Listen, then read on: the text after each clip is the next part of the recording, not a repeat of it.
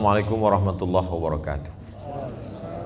Alhamdulillahilladzi bi ni'matihi tatimmus shalihat wassalatu wassalamu ala sayyidis sadat wa ala alihi wa ashabihi ahlil fadaili wal karamat. Sayyidi Al-Habib Hasan hafizahullah, Ketua Umum Yayasan Badan Wakaf Sultan Agung. Hari ini Habib Hasan didampingi oleh UAS dan USA, Ustaz Abdul Somad dan Ustaz Salim Afillah. Lalu kemudian bersama kita Ketua Pembina Bapak Dr. Andus Haji Ahmad Azhar. Saya 4 tahun di Mesir cuma dapat LC, tidak dapat Azhar. Beliau Masya Allah tabarakallah. Hadir juga bersama kita di tengah kesibukan beliau Profesor Gunarto. Hadir juga bersama kita Bapak Profesor Muhammad Nur dari Universitas Diponegoro. Hadirin hadirat, keluarga besar Yayasan Badan Wakaf Sultan Agung yang tak dapat saya sebutkan satu persatu, insya Allah semuanya dimuliakan Allah Subhanahu wa Ta'ala. Amin ya Rabbal Alamin. Ketika peradaban Barat itu besar, maka kalau ditelusuri akarnya, mereka menjauhkan umat itu dari agama melalui tokoh agama. Maka orang Barat tetap percaya kepada Tuhan, tapi tidak percaya kepada agama karena tokoh agama. Maka muncullah satu aliran yang disebut dengan agnostik. Jadi kata mereka, Tuhan terlalu besar untuk diklaim oleh satu agama.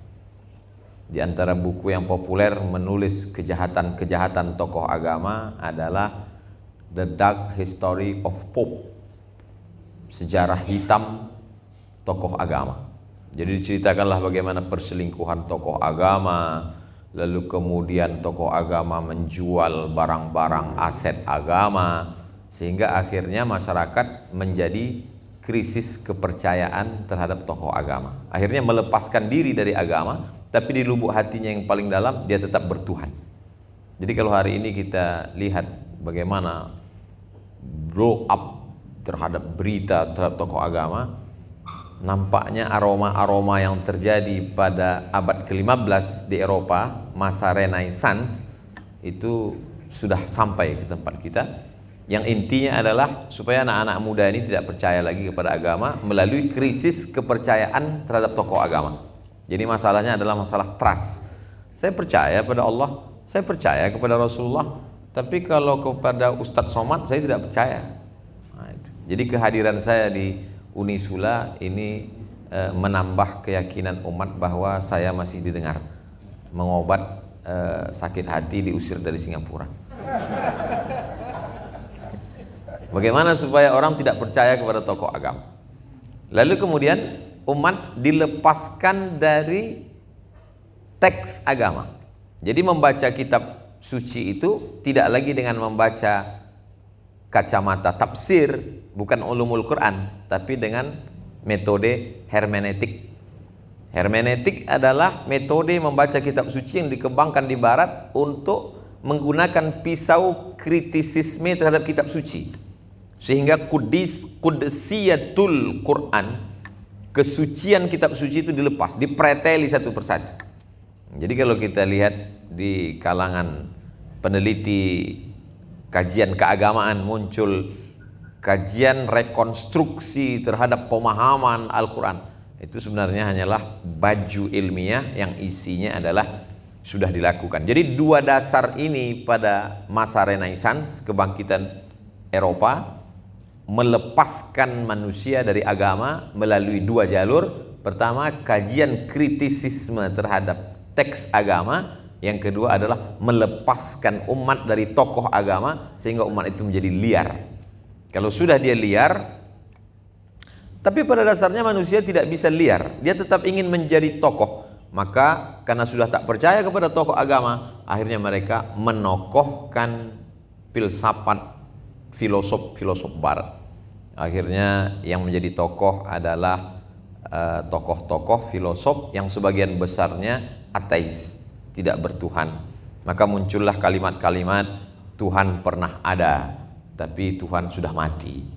Muncullah kalimat bahwa manusia tidak pernah menciptakan Tuhan, Tuhan tidak pernah menciptakan manusia. Manusia itulah yang berhalusinasi dalam keadaan terpukul, stres berat, lalu dia memunculkan Tuhan dalam dirinya. Jadi ungkapan-ungkapan itu adalah ungkapan-ungkapan filosof abad pertengahan yang kemudian ditokohkan, akhirnya muncul apa yang disebut dengan bahasa Arab filsafat wujudiyah, atau dia hanya meyakini sesuatu yang wujud saja, yang dalam filsafat barat disebut dengan materialism, hanya percaya kepada materi saja. Kalau sudah dilepaskan dari dua tadi, mengkristal menjadi materialism, maka semua yang immateri menjadi sesuatu yang tidak ada. Tidak ada malaikat, tidak ada alam barzakh, tidak ada sorga, tidak ada neraka, tidak ada pahala, dan puncaknya adalah tidak ada Tuhan. Karena Tuhan hanyalah halusinasi, ilusi, hanyalah gambaran tentang keterpukulan seseorang menjalani hidup, akhirnya dia memunculkan sesuatu dalam pikirannya, itulah Tuhan. Menghadapi yang begini, maka tidak bisa diselesaikan oleh person, karena person akan hilang, akan binasa. Maka kata Nabi SAW, alaikum bil jamaah, hendaklah kamu berjamaah, iyyakum wal furqah, janganlah kamu sendiri. Man syazza syazza finnar, siapa yang sendiri maka dia akan sendiri masuk neraka. Yang jomblo tidak perlu tersinggung, karena maksud sendiri di sini adalah orang yang memisahkan diri dari jamaah. Dan salah satu jamaah itu adalah jamaah Badan Wakaf Sultan Agung. Dan saya dilibatkan, didudukkan di antara ketua umum, ketua pembina, rektor, sehingga kalau selamat perahu Badan Wakaf ini, maka saya pun juga ikut terselamatkan. Diumpamakan perahu besar ini bernama perahu Nabi Nuh. Jadi siapa saja yang ada di dalamnya insya Allah selamat. Siapa yang tidak berada di dalam tidak selamat. Insya Allah di antara para ustadz, saya dan Ustadz Salim dapat dipastikan keselamatan, karena kami berada di perahu yang besar ini. Sudah terbukti dari ulang tahunnya saja yang ke-70 tahun. 70 tahun adalah usia kematangan. Tapi jangan lupa, manusia umur 70 juga mulai diserang osteoporosis. Jadi kalau dia tidak rajin menjaga kesehatan, refresh, menyegarkan, maka dia akan lenyap, akan hilang. Tapi ada sesuatu yang semakin tua, semakin unik, semakin dicari. Jadi banyak sekali sekarang orang memang mencari yang tua-tua, misalnya sepeda ontel tua. Jadi ada sesuatu dicari karena kencangnya, moge. Tapi ada sesuatu yang dicari karena pelannya, makin pelan makin menarik. Nah, jadi bagaimana kolaborasi antara apa yang dicari dalam Badan Wakaf ini adalah bahwa dia mendidik generasi, bukan hanya sekadar cerdas, tapi dia cerdas menurut Nabi. Al-Kayyis, orang yang cerdas, mandana nafsahu, yang mampu menekan hawa nafsunya, wa amila lima ba'dal maut, dan dia berpikir apa yang terjadi ke depan. Maka muncullah apa yang disebut dengan integrated kurikulum, mengintegrasikan kurikulum antara ilmu lahud dengan ilmu nasud. Lahud ketuhanan, nasud kemanusiaan. Di antara awal-awal bersentuhannya peradaban barat dengan peradaban Islam, di antara tokohnya adalah Said Nursi. Kata Said Nursi, agama itu menajamkan hati, sedangkan ilmu modern itu menajamkan akal. Kalau hanya hati yang diasah, akal tertinggal. Kalau hanya akal yang ditajamkan, maka hati menjadi gelap. Maka beliaulah pelopor pertama yang mengkolaborasikan antara kebangkitan spiritual dengan kebangkitan intelektual. Akhirnya mengkristal lagi pada masa seorang sarjana dari Palestina mampu menaklukkan seorang gadis Palestina, akhirnya mu'allab masuk Islam, dan mereka berdua dibunuh oleh agen Mossad bernama Ismail Raji Al-Faruqi. Beliau menawarkan mendirikan dua universitas yang mampu mengkolaborasikan antara pendidikan agama dan pendidikan sains teknologi. Maka muncullah apa yang disebut dengan IIU, International Islamic University. Satu didirikan di Islamabad, yang satu ditawarkan ke Indonesia.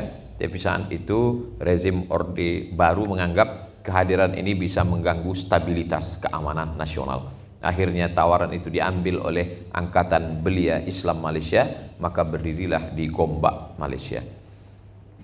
Kita tidak terjebak pada nama, tidak terjebak pada orangnya, tapi yang diambil adalah idenya.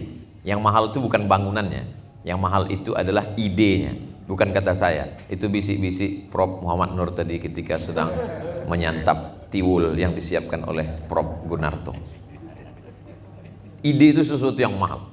Jadi bagaimana dulu tokoh-tokoh antara orang yang punya pengetahuan agama dengan para bisnismen yang khawatir tentang masa depan anak bangsanya. Setelah kita selamat dari Belanda dan Jepang, akan ada tantangan yang lebih besar di masa akan datang.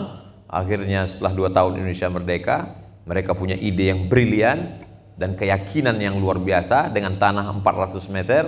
Akhirnya hari ini kita melihat sesuatu yang luar biasa. Itu semua berawal dari jamaah. Jadi apa yang kita bicarakan hari ini mudah-mudahan menjadi inspirasi buat anak-anak muda di luar sana. Walaupun mereka tidak hadir di sini, tapi video ini akan keluar tentunya setelah diedit dan akan ditonton oleh siapapun nanti di channel Ustadz Abdul Somad Official. Subscribe, like, share, and comment. Jadi kalau siapapun yang punya ide luar biasa, anak-anak muda dari Sabang sampai Papua, datang ke Semarang, mampir ke Unisula, konsultasi dengan Habib dan para ulama serta cendekiawan, bagaimana bisa mengcopy pas pemikiran ini lalu menyebarkannya. Nabi kalau ketemu dengan orang diajarkan mengucapkan katsarallahu amsalak, semoga Allah memperbanyak orang seperti kamu. Jadi kalau ada sekelompok orang berkumpul, maka doanya berubah menjadi katsarallahu muassasata amsalik, semoga Allah memperbanyak lembaga-lembaga yang mirip seperti Unisula ini, supaya semakin menebarkan yayasan wakaf di mana-mana. Karena aset wakaf bangsa Indonesia ini luar biasa, yang semestinya milik umat, dimiliki oleh umat, kembali kepada umat. Tapi dia sempat singgah dulu di kantong person-person, akhirnya dia tidak menetes turun ke umat. Dan itu sesuatu yang luar biasa untuk diperbaiki. Banyak orang khawatir untuk membicarakannya, jangankan untuk memperbaikinya, membicarakannya pun ada ketakutan luar biasa. Karena aset wakaf ini dikuasai oleh segelintir orang. Tapi kalau dia belajar bagaimana wakaf di Yayasan Badan Wakaf Sultan Agung, bisa memunculkan rumah sakit, bisa universitas, bisa mengakuisisi rumah sakit di Sumatera Selatan, Palembang. Nah, ini saya yakin dan percaya orang yang ragu-ragu, keyakinannya goncang, maka ketika dia datang kemari mengambil pelajaran, maka akan muncul kekuatan-kekuatan. Disitulah Allah Subhanahu wa Ta'ala akan bangga dengan umat ini, karena Nabi mengatakan, la tattabi'unna sunanal ladzina min qablikum, kamu akan ikut tradisi orang-orang sebelum kamu, shibran bi shibrin, sejengkal demi sejengkal, zira'an bi zira'in, sehasta demi sehasta. Awalnya kamu ikut sejengkal, lama-lama kamu ikut sejengkal, hatta law dakhalu juhra dabbin la dakhaltumuhu, sampai-sampai andai mereka itu masuk ke dalam lubang biawak, kamu pun juga akan masuk ke lubang yang sama. Ketika mereka dulu kehilangan kepercayaan terhadap ulamanya, kamu ikut juga. Ketika mereka kehilangan kepercayaan terhadap teks agamanya, kamu pun ikut juga. Ketika mereka berpecah belah tidak menolong agamanya, sampai andai mereka masuk ke lubang biawak, kamu pun akan masuk juga. Jadi apa yang kita lakukan hari ini adalah membantah prediksi-prediksi bahwa umat ini akan hancur. Tidak. Yang terjadi adalah as-sira' bainal haqqi wal batil, konflik antara hak dan batil. Ada Musa, ada Fir'aun, ada Namruz, ada Ibrahim, ada Isa, ada Herodes, ada Sayyidina Muhammad SAW, ada Abu Jahal, ada Abu Lahab. Jadi kalau ada orang mengatakan, dunia ini Pak Ustadz kenapa sekarang ini yang ada ini jahat semua? Oh tidak, mungkin kita yang tidak berpikir baik. Karena kita tidak mencari orang baik, maka tidak ketemu dengan orang baik. Kalau kita cari orang baik, kita akan menemukan sekelompok orang baik yang sedang duduk-duduk di Yayasan Badan Wakaf Sultan Agung. Jadi kita ambil inspirasi kebaikan itu, kita sebarkan. Man sanna fil islami sunnatan hasanatan, siapa yang menebarkan suatu kebaikan, falahu ajruha, dia dapat pahalanya, wa ajru man amila biha, dan mendapatkan pahala orang yang melakukannya. 16.000 mahasiswa hari ini, pahala kebaikan mereka mengalir kepada yang pertama dulu mengasaskan Yayasan Badan Wakaf ini. Bayangkan, inilah amal yang tak putus dengan kematian. Dulu orang mengatakan yang tidak putus dengan kematian itu 3: sedekahun jariyah, ilmu yang bermanfaat, anak yang soleh. Kabarnya bertambah satu lagi, PNS, karena setelah meninggal tetap ngalir. Ternyata ada satu lagi, yaitu orang-orang yang mengasaskan, mendirikan, menjaga yayasan dengan baik. Tapi dia tidak hanya mendirikan yayasan, berapa banyak mendirikan yayasan, setelah itu bubar dengan sendirinya, tapi juga menciptakan kader. Kader ini melalui universitas, melalui lembaga yang paling tinggi untuk melahirkan para cendekiawan, para pemikir sesuai dengan bidangnya masing-masing. Dia bisa menjadi dokter spesialis, dia bisa menjadi pakar hukum, dia bisa menjadi polisi, dia bisa menjadi tentara, dia bisa menjadi apapun, tapi dia tetap pada koridornya. Kuntum khairu ummah, umat yang terbaik. Sifatnya 3: ta'muruna bil ma'ruf wa tanhauna 'anil munkar wa tu'minuna billah. Itu bukan hanya sekedar slogan, tapi setiap melihat kartu nama ini tetap kita ingat, bismillah, membangun generasi khairu ummah. Kartu nama siapa yang Ustaz baca? Profesor Dr. Haji Gunarto. Jadi berdakwah itu bukan hanya ceramah dan khutbah, melalui kartu nama pun bisa kita berceramah. Ketika dilihat orang khairu ummah, umat yang terbaik bukan umat yang bolak-balik ke Makkah dan gak jadi berangkat karena gagal furoda. Mohon maaf yang gagal yang tersinggung. Umat yang terbaik bukan umat yang dari pakaiannya. Umat yang terbaik kata Nabi Allah 3: ta'muruna bil ma'ruf wa tanhauna 'anil munkar wa tu'minuna billah. Tadi saya diberitahu sampai jam 9:15, suara pun nampaknya sudah siap-siap. Sekarang sudah jam 9:05, agaknya itulah yang dapat Al-Fakir sampaikan. Banyak kata-kata tidak berkenan di hati, menyinggung perasaan, saya mohon maaf. Wassalamualaikum warahmatullahi wabarakatuh.